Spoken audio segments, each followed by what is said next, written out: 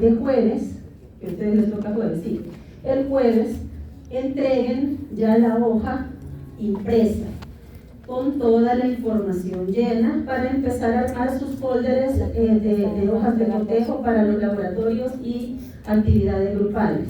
Entonces, para este jueves ya tiene que estar toda la información de su grupo, de su subgrupo. Impriman la hoja en tamaño oficio, la llenan y la traen para esa fecha. Para ustedes sería el jueves 12, ¿sí? Que es la próxima clase. Así yo recopilo y empiezo a hacer los folders. Aquí el licenciado me va a ayudar a colectar esas hojas. Bien, hoy sí comenzamos. Vamos a tener una clase bastante larga y densa. Por favor, pónganle atención. Voy a intentar. Hoy no me salen todas. Bueno, démosle. Voy a intentar explicárselo lo más sencillo posible. La clase se llama Bases Químicas de la Vida. Y vamos a entrar en el nivel atómico y el nivel molecular, que son los primeros niveles de organización de la materia. Es necesario que nosotros conozcamos cuáles son los componentes atómicos y moleculares que hay en la célula para poder entenderle y hallarle lógica a todo lo que viene adelante. Así que esta clase, por favor, esfuércense por entenderla. No voy a entrar en detalles tan químicos, o sea, obviamente sí es química, pero los detalles puramente químicos los van a ver en química médica. Entonces, ¿qué vamos a hacer en esta clase? A conocer los átomos y moléculas y cómo se organizan esos átomos y moléculas en la célula. ¿Sí? ¿Cuáles son esos átomos y moléculas que están presentes en la célula y que por lo tanto forman el cuerpo humano? Bien, entonces vamos a empezar con el nivel atómico. Ahí tienen la tabla periódica y qué significan los colores. El color rojo, que son de los átomos carbono, nitrógeno, oxígeno, hidrógeno, y aquí se suman el fósforo y el azufre, son los principales bioelementos. Ya habíamos hablado del CHON, de carbono, hidrógeno, oxígeno y nitrógeno. Ahí se le suman el fósforo y el azufre. Esos son los principales bioelementos. Como vamos a ver más adelante, se les llama también bioelementos primarios, porque están en mayor abundancia y están conformando las principales macromoléculas presentes en el organismo. El color naranja son los elementos sodio, magnesio, potasio, calcio y cloro. Son los elementos secundarios que le siguen en abundancia a los primarios y que tienen funciones muy relevantes en el organismo. Luego los verdes, que son un montón, ahí los pueden ver, se les llama oligoelementos o elementos traza, porque se encuentran en cantidades muy pequeñitas de microgramos en nuestro organismo y tienen funciones muy específicas que vamos a conocer más adelante. Entonces ahí está cómo se clasifican los bioelementos en primarios, secundarios y en oligoelementos o elementos traza. Entonces tenemos los primarios, carbono, hidrógeno, oxígeno y nitrógeno, más fósforo y azufre. Pueden encontrar variaciones en la bibliografía, pero básense en esto que yo les he puesto acá. Secundarios, calcio, magnesio, sodio, potasio y cloro. Oligoelementos, cobre, cobalto, hierro, flúor, manganeso, yodo y zinc.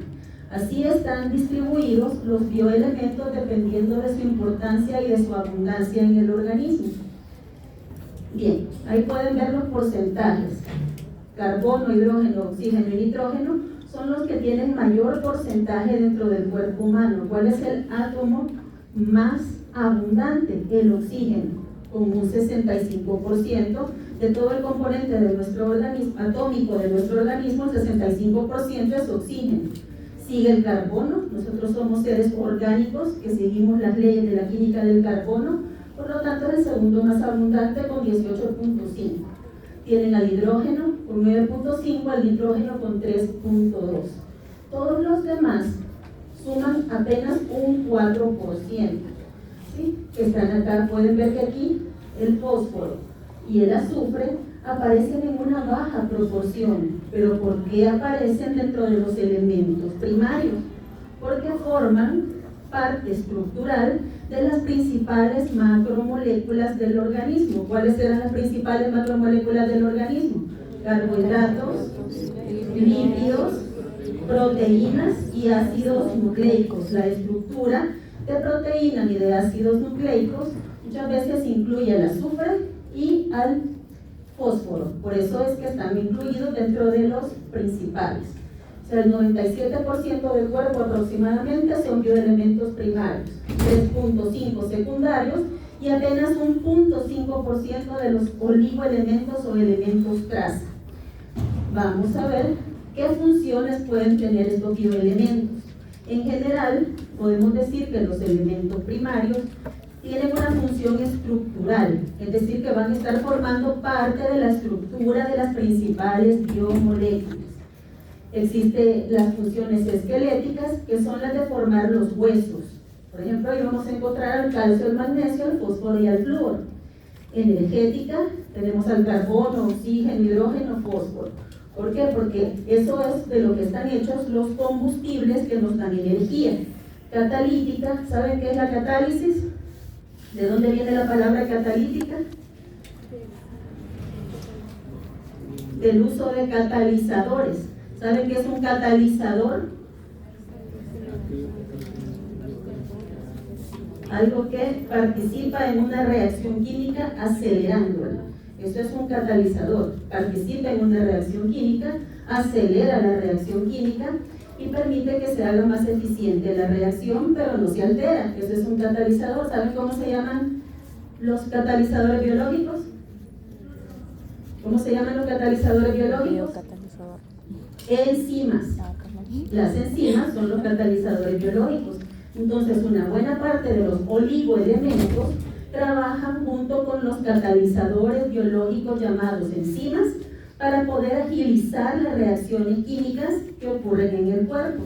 Tenemos una función osmótica y electrolítica para aquellos bioelementos secundarios como el potasio, el cloro y el sodio principalmente. En general esas son las funciones.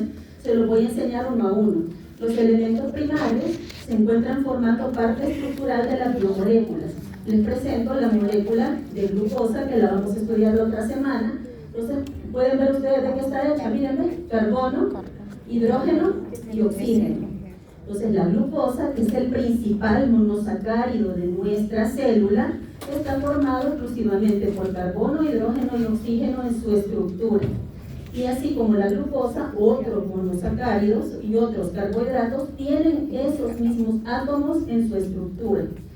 Y en más, los lípidos, los ácidos grasos, por ejemplo, que son una forma muy abundante de lípidos en nuestro organismo, tienen también cadenas carbonadas largas. Ahí pueden ver el carbono y el hidrógeno, pueden ver al oxígeno participando. Entonces van a ver que el carbono, el hidrógeno y el oxígeno son la base estructural de las principales macromoléculas biológicas, específicamente la glucosa y otros monosacáridos y los ácidos grasos que forman parte de los lípidos de nuestro cuerpo. Los lípidos más abundantes pueden ser los ácidos grasos. Bien, ahora tenemos otros elementos que son el azufre y el nitrógeno. Los anteriores, la glucosa y los ácidos grasos, solo tienen carbono, hidrógeno y oxígeno. ¿Dónde viene el nitrógeno?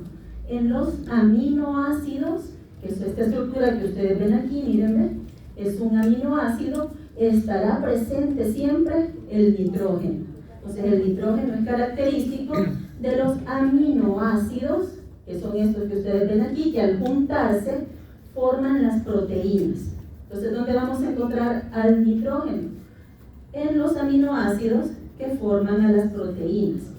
¿Dónde vamos a encontrar el azufre?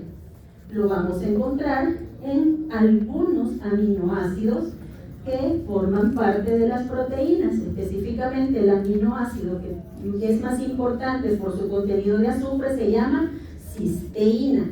La cisteína es el aminoácido que contiene un grupo sulfidrilo, es decir, tiene azufre más un hidrógeno, y eso le permite ser muy reactivo y va a formar una gran cantidad de enlaces. ¿Quiere preguntar algo?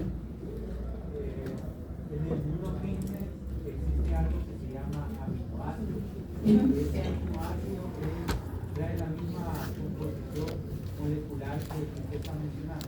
Claro, porque la idea de que usted toma suplementos de aminoácidos es que esos aminoácidos sean absorbidos y formen más proteína. ¿De qué está hecho el músculo? De proteína. Entonces, es el mismo aminoácido de como suplemento, que muchas veces no es necesario para que lo sepa. Bien, entonces, ¿dónde está el nitrógeno? En los aminoácidos. Toditos los aminoácidos llevan nitrógeno y los aminoácidos, cuando se juntan, como ustedes ven ahí, forman proteínas. Ahí se están juntando dos aminoácidos para formar después una proteína cuando esos aminoácidos se unen uno a otro. ¿Dónde está el azufre? En la cisteína, que es un aminoácido particular que se caracteriza por tener ese azufre y que eso le da características especiales. Lo estudiaremos más adelante. Ahora tenemos acá otra macromolécula. ¿Ya les suena esto? Ese es el ADN, para el que no lo conoce. El ADN está formado por unas estructuras que se llaman nucleótidos, que son estos ladrillos de construcción que se van repitiendo uno a otro. Fíjense quién es el que los está enlazando para formar la cadena del ADN. Es una P. ¿Qué significa la P? Fósforo. Entonces el fósforo lo encontramos estabilizando las cadenas del ADN. Imagínense que si ese fósforo no existiera, el ADN no podría funcionar como el programa genético de la célula. Entonces el fósforo lo encontramos estabilizando la estructura de los ácidos nucleicos. Bien, vamos a ver. También dentro de la estructura de los ácidos nucleicos vamos a tener nitrógeno. Estas que miren acá, que dicen G, C, A, T, ¿saben qué son? Son bases nitrogenadas. Miren cómo se llaman, bases nitrogenadas. ¿Por qué? Porque su estructura contempla también al nitrógeno. Entonces, ¿dónde vamos a encontrar al nitrógeno? En los aminoácidos de las proteínas y en las bases nitrogenadas de los nucleótidos. ¿Sí? Entonces, allí encontramos nitrógeno y el fósforo estabilizando los enlaces del ADN, y también vamos a encontrar al fósforo como parte del ATP, que es la principal molécula energética. El ATP, la P, que es de fosfato, de fósforo. ¿Sí? ATP, la P es el símbolo del fósforo. Bien, esos eran los primarios. Entonces, ¿para qué servían los primarios? Como parte estructural de las biomoléculas. Los secundarios tienen una función bastante especial, que es la del equilibrio hidroelectrolítico. En nuestro cuerpo tenemos mucha agua, mucho líquido, que está en un compartimiento extracelular y un compartimiento intracelular. El agua la vamos a encontrar en esos dos compartimientos. Hay agua dentro de la célula y hay agua fuera de la célula. Cuando hablamos de agua fuera de la célula, la vamos a encontrar en algo que se llama líquido intersticial. ¿Qué es el líquido intersticial? Es el líquido que rodea y baña a las células por fuera. ¿Sí? Ahí vamos a encontrar parte del líquido extracelular. ¿Dónde más está el líquido extracelular? En la sangre, recorriendo los vasos sanguíneos. Ese también es líquido extracelular. Para que haya un equilibrio entre el líquido que está al interior de la célula y el que está afuera de la célula, son el sodio, el calcio, el cloro, el potasio, el magnesio, que son bioelementos secundarios, los que se van a encargar de que el equilibrio del agua se encuentre donde debe estar. Si falla el equilibrio hidroelectrolítico, la célula se puede deshidratar y se desbalancea el componente acuoso intracelular. Por eso es que cuando usted le da diarrea, creo que a todos le ha dado, no me van a decir que no, eso es algo general, ¿qué le dan como principal tratamiento? Suero. ¿Qué lleva el suero? Electrolitos. ¿Y cuáles son los electrolitos? Sodio, cloro, potasio, principalmente. ¿Para qué? Para que se regrese y se retorne el equilibrio intra y extracelular. Entonces, una de las principales características de los bioelementos secundarios es participar en el equilibrio hidroelectrolítico del medio intracelular y extracelular, para que ambos compartimientos se encuentren en equilibrio. Entonces, vamos a ver ahora otras funciones de los bioelementos secundarios. Esta es la membrana, mírenme, de la célula.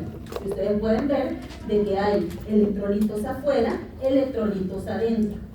¿Y qué característica tienen esos electrolitos? ¿Qué les pueden ver como característica fundamental? Véanlos, ¿qué tienen a la par? Cargas. Cargas, están cargados, es decir, que son iones, tienen carga eléctrica. Entonces eso hace que la electricidad pueda estar equilibrada tanto fuera como dentro. Cuando hay un cambio en las concentraciones de los iones, se ocurre algo que se llama despolarización de la membrana celular. Eso se estudia en fisiología. La despolarización de la membrana celular lleva a generar respuestas intracelulares. Entonces, participan en el mantenimiento del potencial de reposo de la membrana y en la despolarización celular. Van a participar también en el flujo de energía eléctrica cuando hay necesidad de transmitir impulsos nerviosos. Por ejemplo, los impulsos nerviosos son eléctricos. Esas cargas eléctricas de los bioelementos secundarios permiten que fluya la electricidad y que se comunique una neurona con otra. Por ejemplo, tenemos acá el calcio, que no aparece dentro de estos electrolitos. El calcio tiene un montón de funciones en el organismo. Por un lado, va a estar teniendo una función esquelética, formando huesos. Por otro lado, es un ion que se necesita para la contracción y relajación muscular. Si no hay calcio, se descontrola el ciclo contracción-relajación para la coagulación de la sangre. Cuando usted se da una herida, se estaba cortando un limón y se pasó llevando el dedo, usted empieza a sangrar. Entonces, ¿qué va a pasar ahí? Se van a activar una serie de proteínas que se llaman factores de coagulación. Uno de los que activa los factores de coagulación, en fisiología se van a aprender la cascada de coagulación y todos los factores de coagulación. ¿Quién activa ese proceso? El calcio, como un factor importante de la coagulación. Participa también en la transmisión nerviosa, como les había dicho, facilitando el potencial eléctrico que recorre entre células. Y también tiene que ver con la función enzimática. Esos son los bioelementos secundarios. Hoy les voy a hablar de los elementos traza. ¿Por qué se llaman traza? Porque están en cantidades muy pequeñitas en la célula, en cantidades ínfimas, de los microgramos y de los nanogramos. Es decir, que se necesitan cantidades muy pequeñas para poder funcionar. ¿Cuál es uno de ellos? El principal, el hierro. El hierro lo vamos a encontrar formando parte de la hemoglobina. Ustedes miran aquí, esa es la proteína, una representación de la proteína hemoglobina. La proteína hemoglobina tiene 4 chibolitas en el centro. Esas partes que están en el centro se llaman grupo hemo, y ahí toma su nombre hemoglobina. Y aquí está separado, como que ya han sacado una de esas chibolitas, las han ampliado, y ahí está el grupo hemo. El grupo hemo tiene en el centro un hierro. El hierro tiene la función importante de captar el oxígeno. Cuando respiramos en los pulmones, es el grupo hemo de la hemoglobina quien atrapa el oxígeno. Y como un Uber, lo va a ir a repartir a todos los tejidos, soltándolo a partir del hierro. El hierro lo toma y cuando es necesario entregárselo a las células, lo suelta. Entonces el hierro forma parte importante de la hemoglobina. ¿Y dónde está la hemoglobina? En los glóbulos rojos. ¿Dónde están los glóbulos rojos? Circulando en la sangre, ¿sí? Entonces, ¿por qué a veces le dicen, ay, el niño tiene anemia? ¿Qué le van a dar de tratamiento? Hierro tomado. ¿Para qué le va a servir? Para fabricar más moléculas de hemoglobina que contienen hierro y poder transportar mejor el oxígeno. De repente, cuando ustedes se están quedando dormidos, como algunos de ahorita ya se están quedando dormidos, respiren profundo para que su hemoglobina a través del hierro capte oxígeno y se lo lleve al cerebro para darle una despertadita al cerebro. Entonces, ¿en qué participa el hierro? En la hemoglobina, transportando oxígeno. Lo van a ver participando en la formación de energía. ¿Qué es esto? La mitocondria, un pedacito de mitocondria que vamos a ver más adelante. Esta es una proteína de la mitocondria, donde se está produciendo las condiciones necesarias para generar energía. ¿Cómo se llama la energía que se produce en la mitocondria? ATP. Entonces esto forma parte del proceso de formación de ATP. Van a ver al hierro participando en esas proteínas mitocondriales con el objetivo de generar las condiciones para producir energía. No les digo que produce energía directamente, sino que genera las condiciones para producir energía. Ahí van a ver al hierro, en ese caso, tomando electrones y soltando electrones para poder formar algo que se forma durante la respiración celular, que es el agua. Ahí lo van a ver. ¿Y aquí van a ver aquí? Al cobre, miren, ¿ven? Participando en el flujo de electrones para poder transportar esos electrones hacia el oxígeno y el hidrógeno para formar agua. ¿Sí? Entonces ahí pueden ver al cobre. ¿Cómo se llama este proceso? Cadena transportadora de electrones. Eso forma parte de la cadena transportadora de electrones presente en la mitocondria. ¿Qué importancia tiene? Que contiene átomos de hierro, átomos de cobre, contiene azufre, también lo van a encontrar en azufre, para poder generar energía. Entonces ahí van a poder ver que el hierro es súper importante, el cobre. Aquí van a ver, cuando vean estas estructuras así, que tienen como colochos, que tienen como líneas, esa es la forma como se representa una proteína. ¿Sí? La proteína está formada por elementos de estructura secundaria, como vamos a ver más adelante, que se llaman alfa hélices, que son esos colochitos, y láminas beta, que son esas flechas. La combinación de esos elementos forma las proteínas. Las proteínas, una gran parte de ellas, por ejemplo, las enzimas, que son los catalizadores biológicos, no pueden trabajar solas, necesitan ayuda.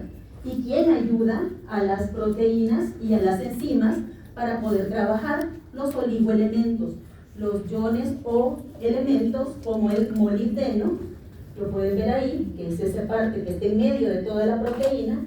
¿Para qué? Ese molibdeno y el hierro lo van a ver participando ahí también. Eso le permite a esa enzima hacer su trabajo. Esta enzima se llama xantina oxidasa y es la que permite la formación del ácido úrico, que lo van a ver después.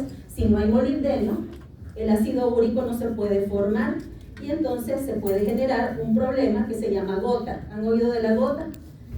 ¿Nunca han oído de una enfermedad que se llama gota? Hombre, qué barbaridad. Tienen que ponerse en contacto con el mundo médico porque la gota es algo sumamente común en las personas mayores. La gota es una especie de artritis que da sobre todo en las articulaciones distales, por ejemplo el pie, donde se inflama la articulación porque se acumulan cristales de ácido úrico. ¿Sí? Entonces ahí van a ver, por ejemplo, si hay una falla de la enzima, se genera una enfermedad. ¿Y qué importancia tiene ahí el molibdeno? Ayuda a que esa enzima trabaje. El hierro ayuda a que esa enzima trabaje. Aquí pueden ver, por ejemplo, al yodo. Este es otro caso.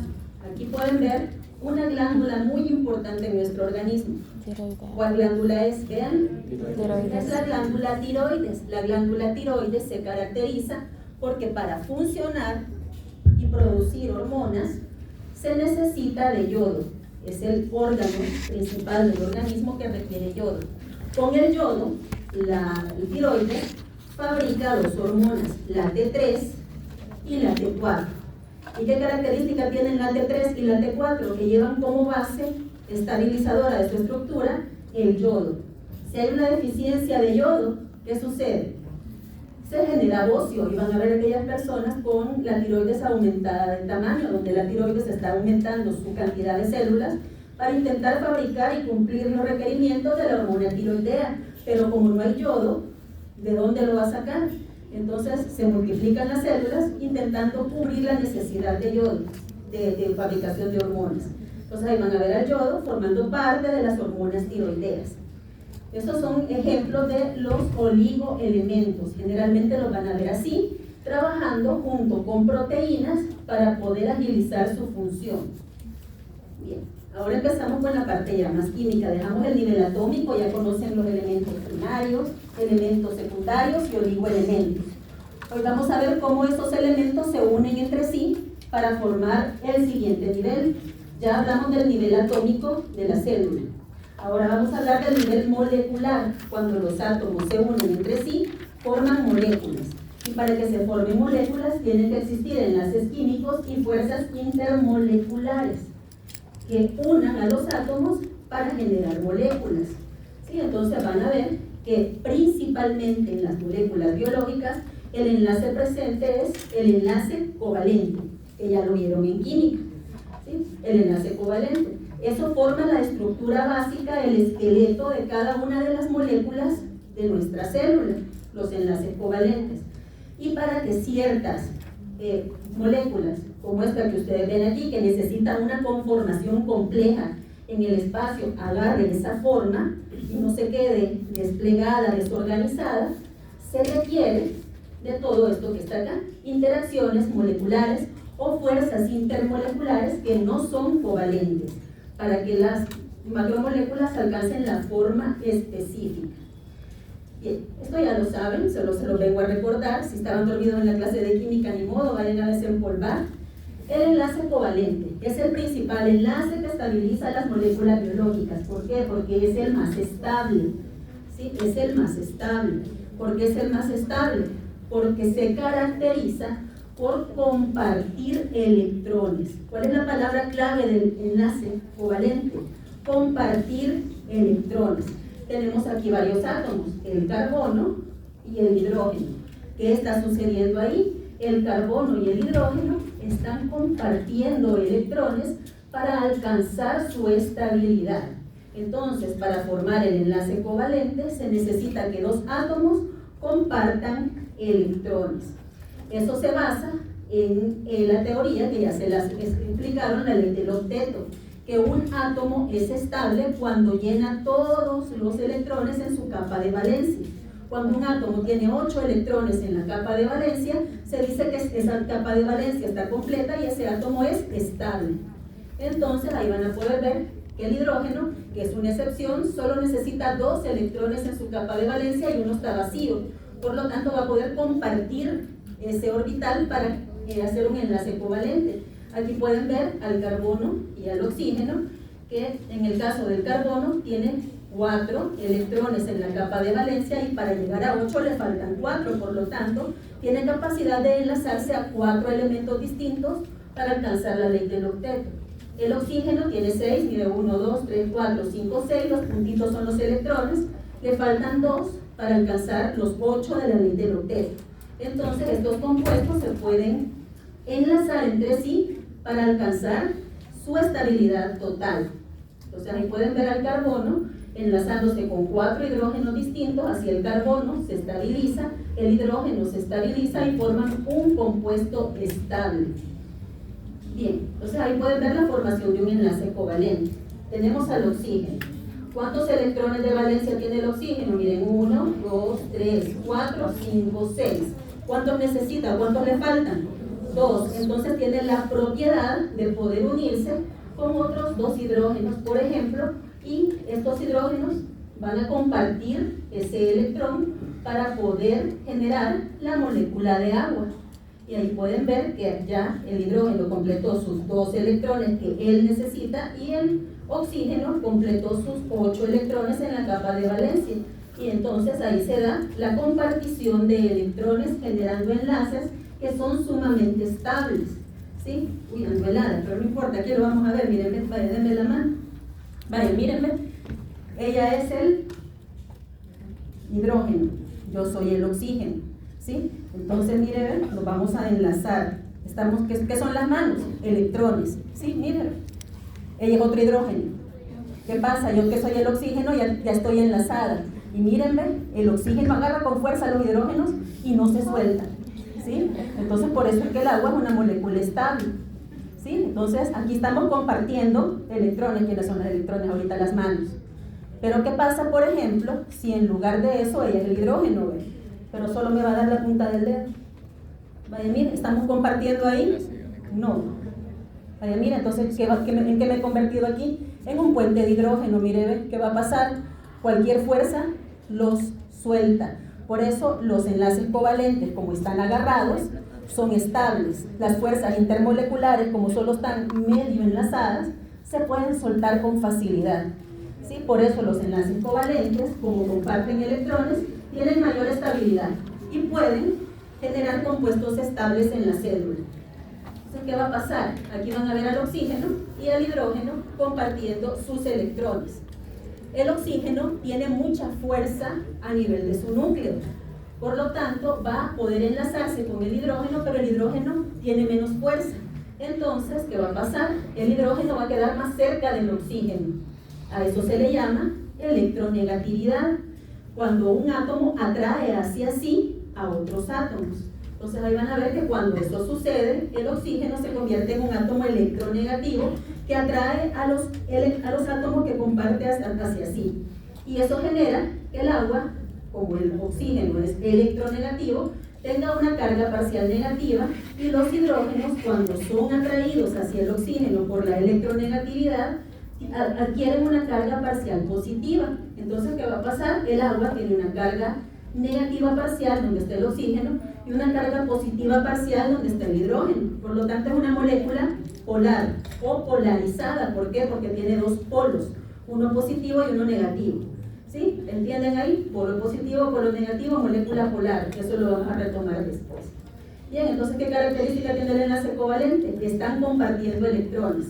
Todo esto que ustedes ven aquí, ¿quién era esta? Ya se les había enseñado. La glucosa, formada de carbono, hidrógeno y oxígeno. ¿Cómo están enlazados ahí los átomos?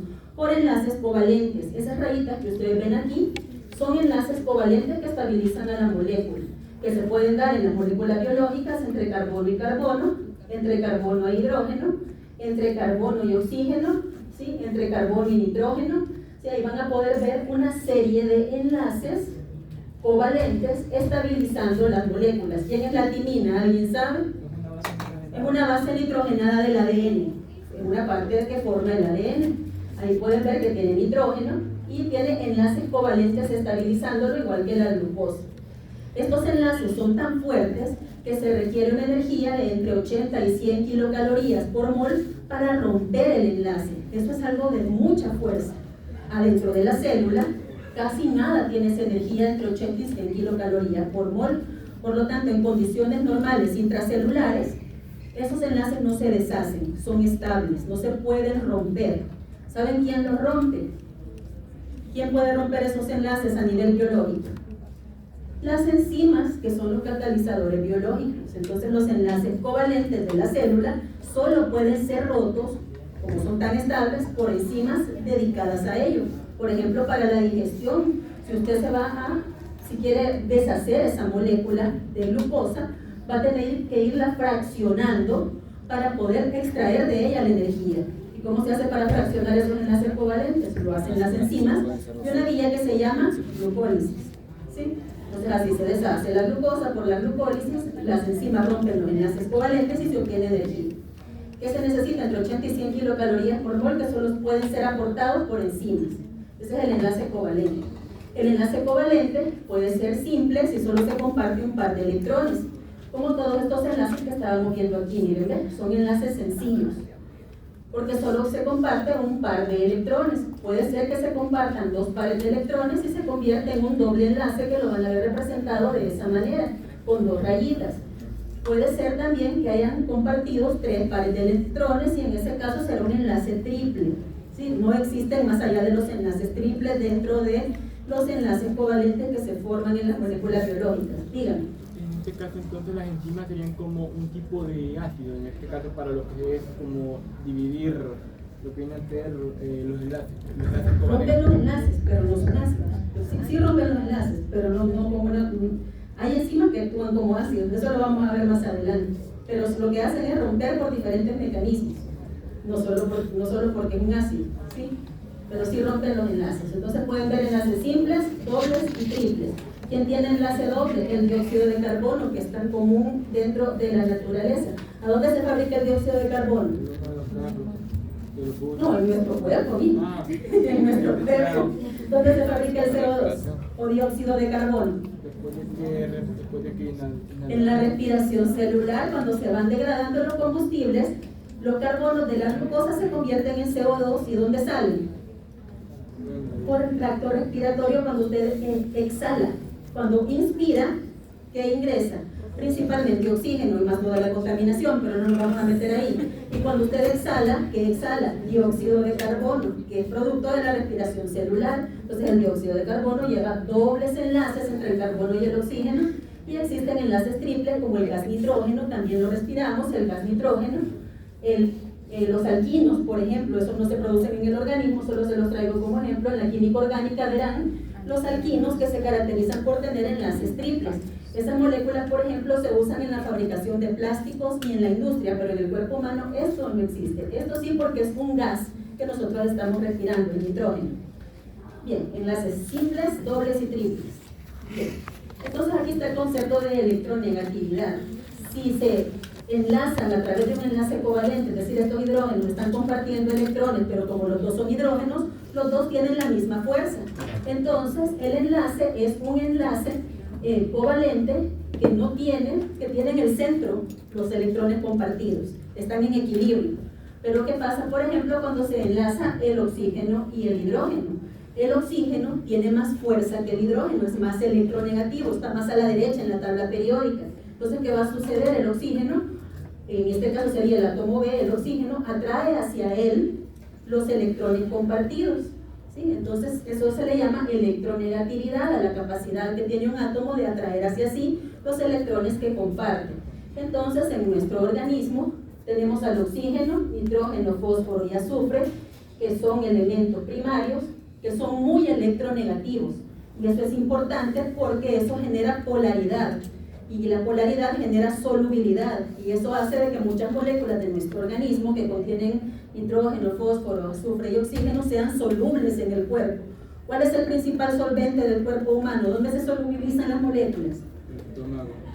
¿Cuál es el principal solvente que tenemos? Ácido, Dios mío. El agua. Nos vamos a quemar. El agua. El agua. El agua es el principal solvente de nuestro cuerpo. El 70% de nuestro cuerpo está formado por agua.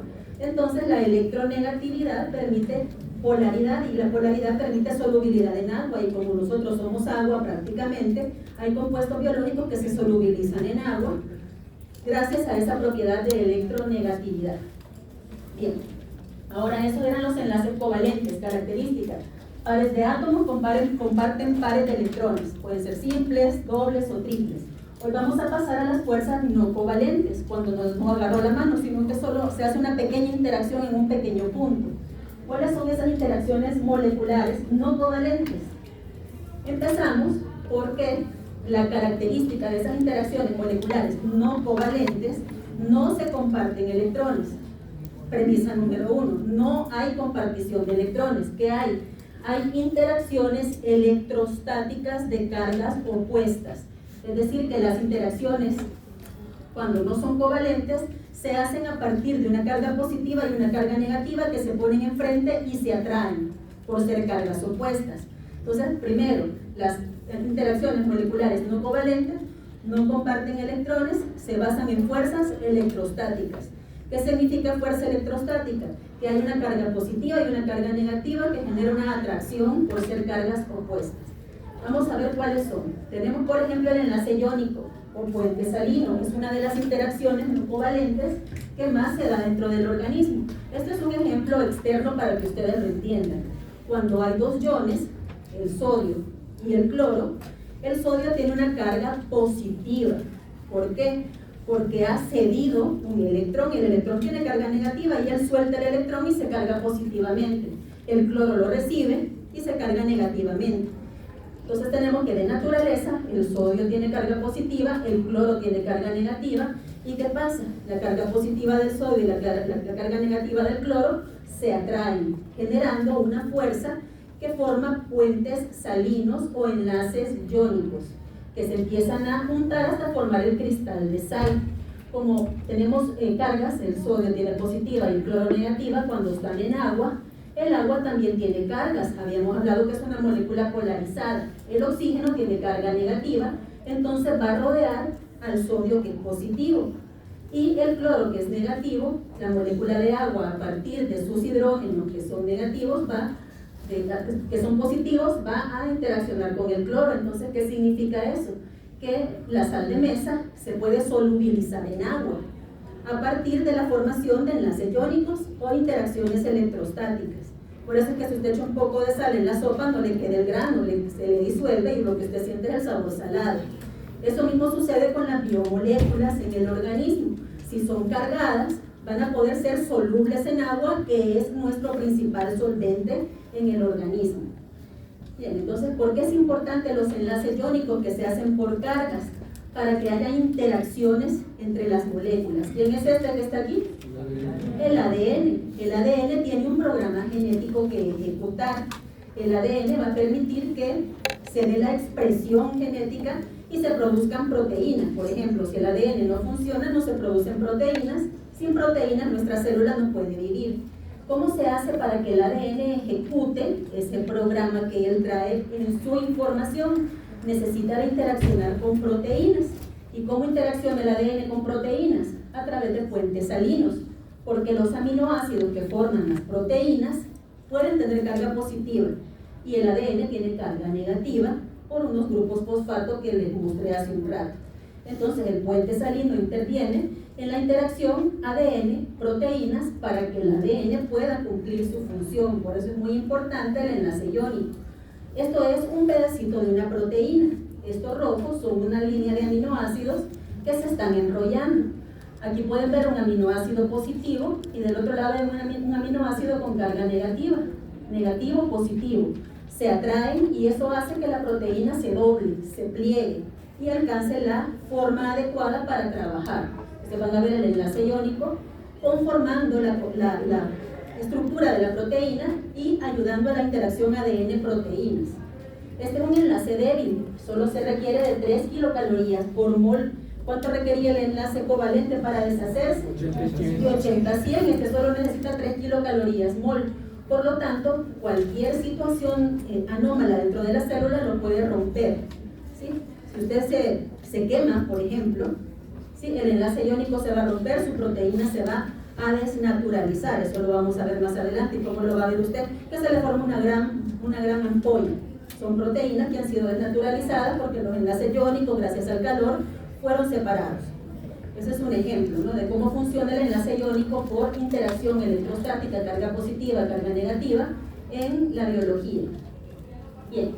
Segundo, el primero que vimos se llama enlace iónico o puente salino, que depende únicamente de unir dos elementos con carga. El enlace de hidrógeno o puente de hidrógeno es muy frecuente en la biología, pero tiene una característica bien especial. Vale, fíjense, les voy a explicar esto del puente de hidrógeno para que lo entiendan. Si se llama puente de hidrógeno, ¿qué átomo va a estar participando? Hidrógeno. El hidrógeno. ¿Qué característica tiene que tener el hidrógeno? Miren, para poder formar un puente de hidrógeno, el hidrógeno tiene que estar unido a un átomo electronegativo, como el nitrógeno o el oxígeno, por ejemplo. Si el hidrógeno está unido por un enlace, ¿de qué tipo sería ese enlace? Este es un enlace covalente. Este es un enlace covalente, fíjense, entre un oxígeno y un hidrógeno, entre un nitrógeno y un hidrógeno, ¿sí? Este es un enlace covalente. Entre este hidrógeno y este nitrógeno, entre este oxígeno y este hidrógeno. Entonces, cuando el átomo de hidrógeno está unido por enlace covalente a un átomo electronegativo como nitrógeno o oxígeno, presenta una carga positiva parcial. Esa carga positiva parcial va a poder atraer a otro átomo electronegativo con carga negativa. Entonces es una interacción electrostática entre un hidrógeno que está enlazado a un átomo electronegativo y tiene carga positiva parcial. La carga positiva parcial que le da la unión con este átomo hace que se atraiga otro átomo electronegativo también con carga negativa. Y así se establece la interacción electrostática entre el hidrógeno y otro átomo electronegativo. Entonces, ¿qué característica tiene el puente de hidrógeno o enlace de hidrógeno? Que requiere de la participación conjunta del hidrógeno con átomos electronegativos como el oxígeno, el nitrógeno, el fósforo y el azufre, que también son átomos electronegativos presentes en la célula. Entonces, el puente de hidrógeno no nada más es una interacción electrostática. Es, primero, la unión de un hidrógeno con un átomo electronegativo por un enlace covalente y la carga que genera atrae un átomo con carga negativa que también es electronegativo y se genera la unión entre ambas moléculas, una unión débil, porque el enlace de hidrógeno es débil. Bueno, aquí pueden ver un enlace de hidrógeno enlazando al ADN. Para romper un puente de hidrógeno se requiere de apenas 1 kilocaloría por mol. ¿Sí? Entonces los enlaces de hidrógeno normalmente se están deshaciendo y se están formando constantemente. ¿Y cómo los vamos a ver participando? Los enlaces de hidrógeno tienen especial relevancia en el ADN. Aquí pueden ver el ADN, estas letras son las bases nitrogenadas, Para que se forme la doble cadena del ADN, van a ver ustedes que dos bases nitrogenadas se unen entre sí por puentes de hidrógeno. Las bases nitrogenadas del ADN para formar la doble hebra del ADN están unidos por puentes de hidrógeno. Ustedes como ahí lo pueden ver, miren, este el hidrógeno está unido a un átomo electronegativo, sí. Establece entonces un contacto con otro átomo electronegativo y se forma, generalmente se representa por esa línea punteada. Entonces van a ver que entre estas dos bases nitrogenadas hay dos puentes de hidrógeno, ¿sí? Y en esta hay tres puentes de hidrógeno. Entre citosina y guanina habrán tres puentes de hidrógeno y entre timina y adenina dos puentes de hidrógeno. ¿Qué importancia tiene eso? Que el ADN sea una molécula estable y pueda ejercer su función. Ahora bien, como los enlaces de hidrógeno pueden llegar a ser débiles, por sí mismos son débiles, requieren de 1 kilocaloría por mol para desensamblarse, van a llegar ciertas enzimas y van a empezar a abrir el ADN. Gracias a que el puente de hidrógeno es débil, el ADN se va a separar. ¿Para qué? Para copiarlo, por ejemplo, para que se dé el proceso de replicación o transcripción que van a estudiar más adelante, el ADN tiene que abrir sus cadenas. Entonces los puentes de hidrógeno se rompen enzimáticamente y así se pueden generar los procesos genéticos necesarios. Entonces, la importancia del enlace de hidrógeno en el organismo: estabilizar las dos moléculas, las dos hebras del ADN una frente a otra para formar la doble hélice que tiene una forma como de espiral. Bien, acá tenemos otra interacción. Ya vimos el enlace iónico, el enlace de hidrógeno. Hoy vamos a ver las fuerzas de Van der Waals. Las fuerzas de Van der Waals se dan entre moléculas hidrofóbicas. Ya vamos a estudiar bien qué son las moléculas hidrofóbicas. Y también son interacciones electrostáticas. Generalmente los grupos hidrofóbicos son elementos que son poco reactivos. En las condiciones celulares, donde hay agua y otros iones cargados, esas moléculas hidrofóbicas pueden generar cargas positivas momentáneas, que se les llama dipolos. Esas moléculas se cargan momentáneamente, generando algo que se llama dipolo transitorio. Si esas moléculas se acercan y adquieren una orientación adecuada, se generan esas interacciones electrostáticas que van a poder estabilizar una molécula de proteína, por ejemplo. ¿Sí? Entonces, ¿en qué consiste la fuerza de Van der Waals? En la interacción de moléculas hidrofóbicas que generan dipolos transitorios por el medio en que se encuentran y así se acercan lo suficiente y se orientan de una manera determinada para generar interacciones entre una parte positiva y una carga negativa de la molécula. Estas son tan débiles que requieren de 0.1 a 0.3 kilocalorías por mol para romperse. Eso significa que se están formando y rompiendo continuamente. No son estables, son las menos estables de todas las interacciones no covalentes. Todas las interacciones no covalentes, son débiles. Enlace de hidrógeno, puente salino, fuerza de Van der Waals son débiles, pero ¿qué característica tienen dentro de la molécula biológica? Imagínense una proteína que va a tener alrededor de 2.000 a 3.000 interacciones hidrofóbicas adentro de la molécula. ¿Qué pasa? La unión hace la fuerza. Entonces, como son tantas uniones débiles, resulta estabilidad a partir de los enlaces débiles. Son tantos enlaces débiles juntos, actuando al mismo tiempo, que permiten lograr estabilidad en las moléculas biológicas. Esa característica tienen estas interacciones no covalentes. Bien, entonces aquí pueden ver para qué sirven las fuerzas de Van der Waals. Esto verde que ustedes tienen aquí es una enzima, es un catalizador biológico. Esto celeste que ustedes tienen acá es una molécula que tiene que ser transformada por esa enzima. Entonces la molécula se coloca en un punto específico de la enzima de tal manera que se pueden generar dipolos transitorios para generar enlaces débiles de Van der Waals para que este compuesto se rompa o se modifique según la necesidad. Entonces, ¿dónde vamos a encontrar fuerzas de Van der Waals? En las enzimas, cuando se unen a su sustrato, que es el compuesto que se va a transformar. ¿Dónde más? En unas cosas que se llaman anticuerpos. ¿Saben para qué sirven los anticuerpos? ¿Para qué sirven los anticuerpos? Para defensa, forman parte del sistema inmune.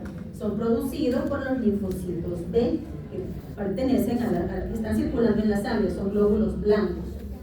Los glóbulos blancos producen anticuerpos. Los anticuerpos tienen una región en la parte superior donde está preparada esa región para establecer fuerzas de Van der Waals con patógenos o con antígenos que anden circulando. Y de esa manera el anticuerpo se une con su antígeno, lo neutraliza y así usted ya no se enferma. Entonces, ¿gracias a qué se dio la unión anticuerpo con antígeno? Gracias a fuerzas de Van der Waals que se establecen en el punto de unión.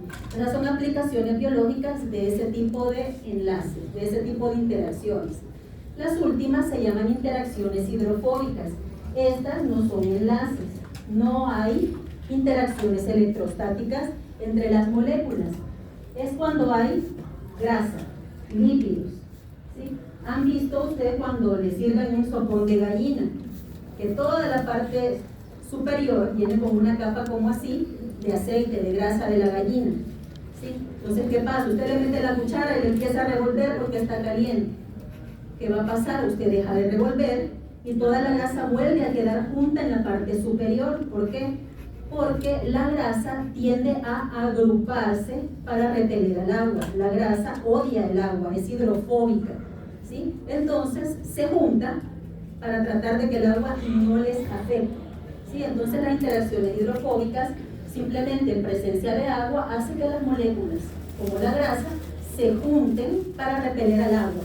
Pero no se establece un enlace verdadero, simplemente se acercan unas con otras como para abrazarse y que nadie más entre, ¿sí? Hacen un círculo y se abrazan entre todos y así nadie más puede penetrar. Eso es lo único que hacen, acercarse y entrar en contacto entre ellos sin un enlace verdadero. Esas son interacciones hidrofóbicas que también suceden en las proteínas, por ejemplo. Bien, entonces, ¿qué significa la polaridad? Eso ya se lo estuve explicando. Las moléculas polares, como referencia el agua, son moléculas que tienen dentro de la misma molécula una carga positiva y una carga negativa.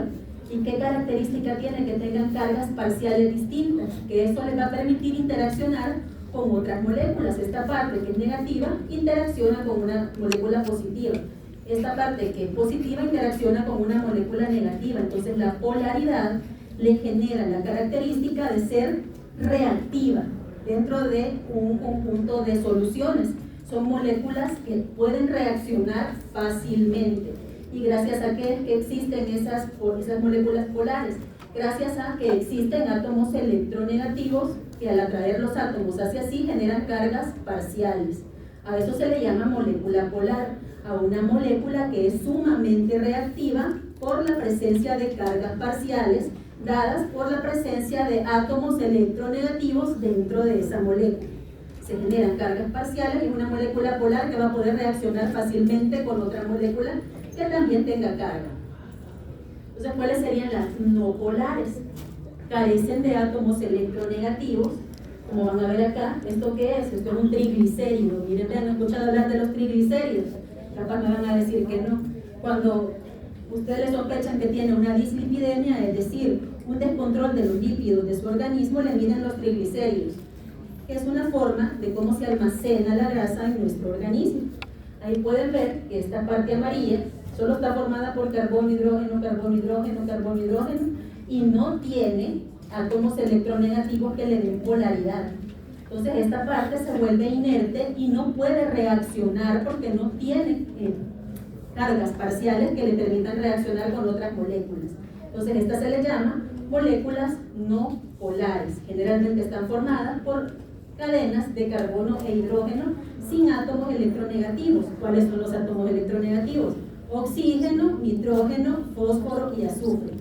¿Sí? Si bien pueden ver aquí unos oxígenos, pero ya tienen todos los electrones ocupados, ya no pueden funcionar, ¿sí? Como parte reactiva. Bien, entonces las moléculas polares se les llama también hidrofílicas. ¿Por qué? Porque al tener una carga positiva y una carga negativa parcial, pueden interactuar con el agua generando enlaces iónicos o puentes de hidrógeno. Entonces pueden solubilizarse fácilmente en agua. Moléculas polares, generalmente sinónimo de hidrofílicas, que aman el agua porque sus cargas parciales les permiten solubilizarse. Ahí pueden ver una molécula que tiene carga positiva y negativa parcial y puede ser solubilizada en agua. En cambio, cuando son no polares, se les llama hidrófobas. ¿Por qué? Porque no van a poder solubilizarse en agua y se van a juntar generando interacciones hidrofóbicas. Bien, hay moléculas en la biología que tienen las dos cosas. Una parte polar, esto que ven acá es un fosfolípido, miren, los fosfolípidos, los vamos a ver más adelante, están en las membranas de la célula, entonces tienen una cabeza polar y una parte no polar. Cuando una molécula dentro de su estructura tiene una parte polar y una parte no polar, es decir, una parte hidrofílica y otra hidrofóbica, se le llama una molécula anfipática. Aquí está el nombre, mire, anfipática.